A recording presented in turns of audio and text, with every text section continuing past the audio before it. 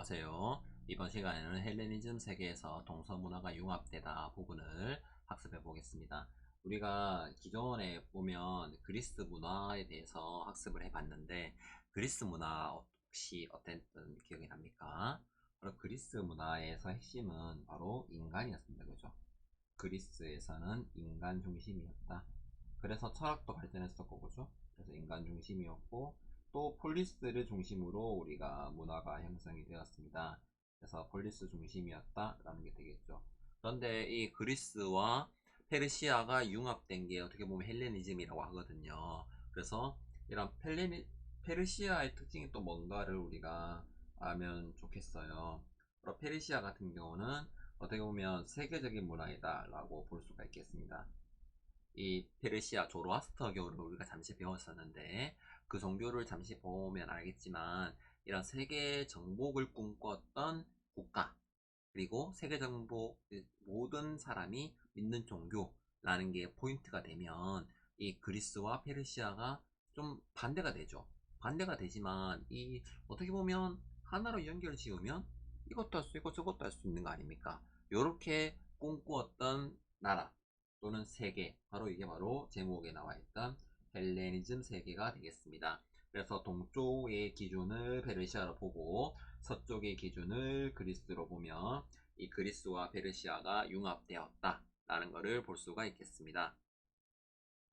알렉산드로스라고 하는 이제 사람, 알렉산더라고 우리가 익히 한 번쯤은 들어봤지 싶은데 지도를 보면 이 알렉산더가 나왔던 지역은 바로 그리스 위쪽이었습니다. 마케도니아라는 지역이었고요. 이 사람이 이제 싸우면서 점점 확대되는 과정은 바로 동쪽으로 가는 과정이었습니다. 그래서 어떻게 보면 이 사람이 기반을 두고 있던 지역은 바로 서쪽이었습니다. 그리스였죠. 그러면 이 그리스의 문화를 바탕으로 해서 페르시아를 융합했지 않았을까? 라는 추리가 좀 가능하겠죠. 자, 그러면 본문을 통해서 우리가 한번 보죠. 당시 그리스는 조금 약해져 있습니다. 무슨 전쟁? 펠로폰네소스 전쟁이었습니다. 누구와 누가 붙은지 혹시 기억나나요? 바로 펠로폰네소스 전쟁은 아테네를 중심으로 한 델로스 동맹과 스파르타를 중심으로 했던 펠로폰네소스 동맹이 싸웠던 전쟁이었습니다. 이런 그리스 내부의 분열로 이제 그리스가 약해진 사이에 마케도니아라는 지역, 바로 그리스 폴리스 윗지방에 있던 바바로이라고 불렀던 이제 마케도니아가 세력을 키우고 이제 뭐 스파르타라든가 아테네를 병합한 다음 페르시아까지 무너뜨렸다 라고 우리가 이렇게 정복 활동을 정리할 수가 있겠습니다. 이건 어떻게 보면 정복 활동이겠죠. 그래서 우리 한국사 때 배웠다시피 고구려의 광개토왕과 거의 유사하다고 생각을 해볼 수 있겠습니다. 그래서 이런 앞서 지도에서 보다시피 동쪽으로 쭉 가게 되지요. 요거를 교과서적 용어로 동방원정이라고 합니다. 멀 원자, 정복할 정자, 갈정자. 동쪽으로 멀리 가서 정복했다 라는 게 되겠죠. 그래서 이렇게 넓은 영토를 이루었고 당연하게도 전쟁이 진행되면 군사만 가는 건 아니에요. 사람들도 가겠죠. 그래서 인도에서 지중해에 이르는 동서교역로라는 게 열렸습니다. 교역로. 그래서 이렇게 이 사람들이 왔다 갔다 하게 되면서 이 전체 세계를 우리는 헬레니즘이라고 부릅니다. 헬레니즘 세계.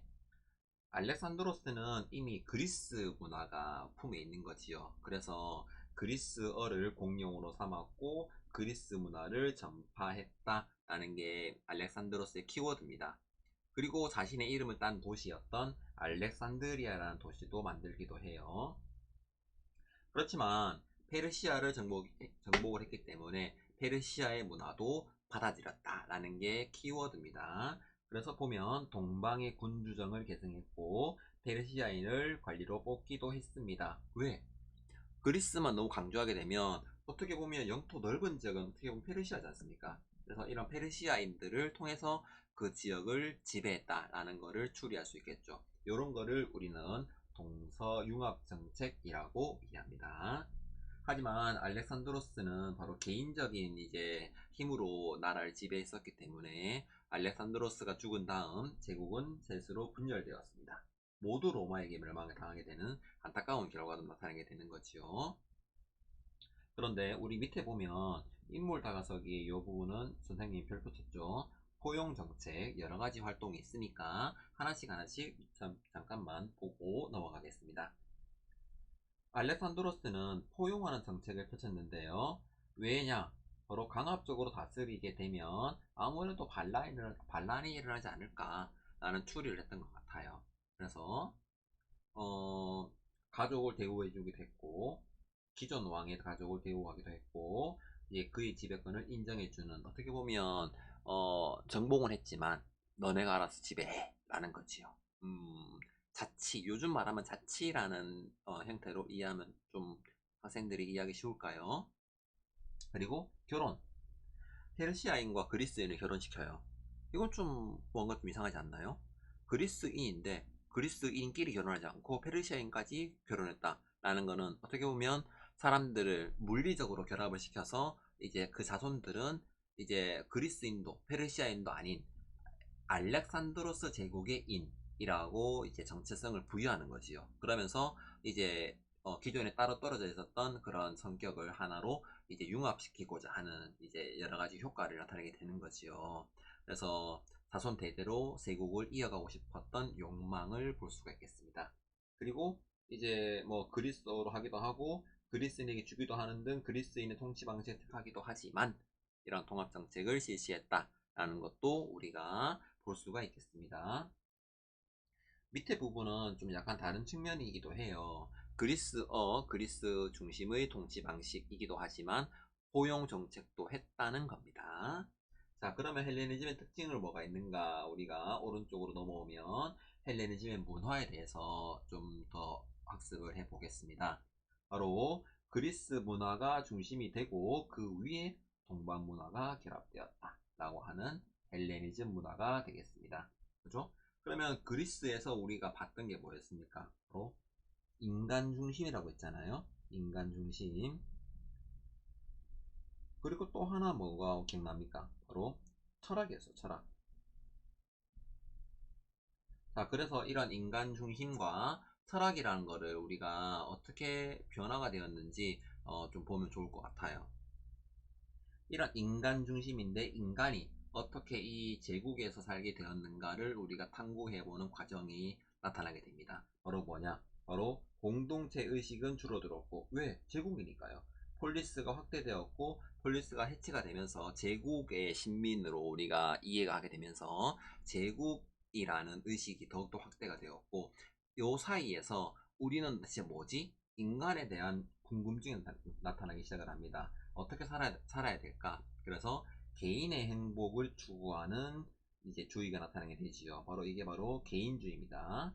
그래서 이런 개인주의가 나타나게 되면서 이제 모든 사람이 이제 똑같은 지역에 사는 사람, 바로 세계 시민주의가 나타나게 되는 거지요. 개인이긴 하지만 제국 안에서 모두 다 개인이다라는 거지요. 바로 세계 시민주의가 나타나게 되는 이 두 가지 특징이 나타나게 됩니다. 자, 그러면서 이런 철학에 영향을 주었던 사상은 바로 두 가지가 나오는데요. 대표적으로 개인의 행복을 위해서 급욕하는 스토아 학파. 개인의 행복을 위해서, 이게 주어입니다. 개인의 행복을 위해서 정신적인 즐거움을 추구하는 에피쿠로스 학파. 두 가지가 되겠습니다. 뭐 여러 가지 학파도 있습니다. 견유 학파라든가 시니컬 학파도 있는데요. 이 두 가지가 좀 더 대표적이지 않을까 해서 한번 꼽아봤습니다. 스토아 학파와 에피쿠로스 학파. 철학은 모든 세계에 대한 관심이죠. 그래서 이런 철학의 발전은 여러 가지 학문이 발전하게 되는데 대표적으로는 과학이 있습니다. 그래서 과학에 보면 수학과 천문학, 의학 등이 발전하게 되죠. 우리 과학 시간이나 또는 이제 여러 학문에서 들어봤다시피 아르키메데스, 유클리드 또는 이제 히포크라테스라고 하는 사람도 나오게 됩니다. 여러 가지 사람이 많이 나오게 되는 거지요. 그리고 우리가 미술 작품 하나를 좀 보게 되면 바로 라오콘 군상이라는 게 나와요. 굉장히 우리가 이제 뱀에 물려서 아파하고 있는 인간의 상을 보여주고 있는데요. 아주 격정적이고 감정적인 이제 측면을 드러내게 되는 거지요. 그리고 이제 이러한 헬레니즘 문화는 당연하게도 여러 지역에 전파가 되었습니다. 제국이었잖아요. 그래서 특히 인도에도 영향을 주게 되는데, 인도에 영향을 주어서 인도에서는 간다라 미술 또는 간다라 양식까지 등장하게 되었다. 인도 수업할 때 좀 더 자세하게 한번 해보겠습니다. 여기까지 수업을 한번 진행해 보고요. 저희는 헬레니즘을 멸망시켰던 바로 어디? 로마에 대해서 이제 수업을 한번 해보겠습니다. 오늘은 여기까지고요. 학생 여러분 오늘 고생 많았습니다. 다음 시간에 또 다른 내용으로 만나도록 하죠.